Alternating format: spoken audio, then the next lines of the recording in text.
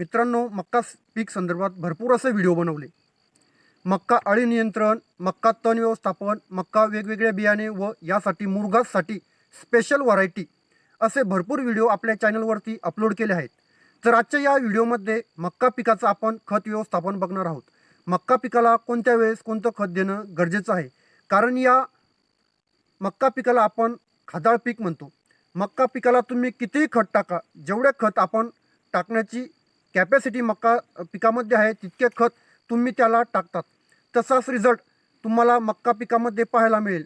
आजच्या या व्हिडिओमध्ये कमी खर्चात चांगलं खत व्यवस्थापन आपल्याला करायचं आहे. तर आज व्हिडिओमध्ये आपण मक्का पिकात स्वस्त आणि योग्य खत व्यवस्थापन कशा पद्धतीने करू शकतो या संदर्भात संपूर्ण आपला हा व्हिडिओ असणार आहे. त्यामुळे व्हिडिओ उत्पादक शेतकरी असाल तर आपला चॅनलला नक्की सबस्क्राईब करा. समाधान काळे शेतकरी मित्र या यूट्यूब चॅनलला नक्की सबस्क्राईब करा, कारण की मक्का रिलेटेड व्हिडिओ आपल्या या चॅनलवरती अपलोड केलेले असतात. आपल्या चॅनलवर नवीन असाल तर चॅनलला नक्की सबस्क्राईब करा. तर मित्रांनो, मक्का खत व्यवस्थापन करत असताना 2 किंवा 3 डोस केले पाहिजे. बरेच शेतकरी आहे की 2 डोस करतात.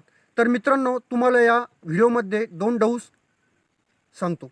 तुमची इच्छा असेल तर तुम्ही 3रा डोस पण करू शकता. पहिला डोस म्हणजे मक्का लागवड करत असताना आपल्याला करायचं आहे मित्रांनो. एकरी 20-20-13 हे खत 2 बॅग घ्यायचं आहे, किंवा DAP एकरी आपल्याला 1 बॅग सोबत 1 युरिया घ्यायचा आहे. आणि मक्का पीक 40 ते 45 दिवसाचे झाल्यानंतर मित्रांनो, बरेच शेतकरी काय करताय, एक टाकताय, दुसरा टाकताय, तिसरा टाकताय. कापून हा झाला पहिला डोस मित्रांनो आपल्याला.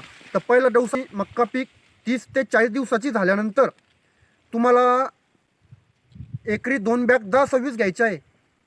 10-26 घ्यायचं आहे व एकरी 1 बॅग झिंक सल्फेट घेणं गरजेचं आहे मित्रांनो. कारण झिंक मक्का नियंत्रण ठेवण्याचं काम करतं आहे. तर तुम्हाला 10 किलोची बॅग एकरी घेणं गरजेचं आहे मित्रांनो. तुमच्याकडे तो पर्याय नसेल तर तुम्हाला एक तिच्यामध्ये 2 बॅग DAP घ्यायचं आहे. जर 10-26 नसेल तर तुमच्याकडे DAP अवेलेबल असेल तर तुम्हाला 2 बॅग DAP घ्यायचं आहे मित्रांनो. 1 बॅग युरिया घ्यायचं आहे आणि 1 बॅग पोटॅश घेणं मित्रांनो. पोटॅश घेणं गरजेचं आहे, कारण मक्का पीक खादाळ आहे. तुम्ही जितकं त्याला खायला देशाल तितकं पीक तुम्हाला देणार आहे मित्रांनो. आणि तुम्हाला त्याच्यामध्ये सुद्धा 1 बॅग झिंक सल्फेट घेणे मित्रांनो. 10 किलोची एकरी 1 बॅग झिंक सल्फेट घेणं मित्रांनो. अशा रीते तुम्ही 2 डोस देऊ शकता मित्रांनो. एक खत व्यवस्थापन तुम्हाला आवडलं असेल तर समाधान काळे शेतकरी मित्र या यूट्यूब चॅनलला नक्की सबस्क्राईब करा, जेणेकरून तुम्हाला नवनवीन व्हिडिओ पाहायला मिळेल.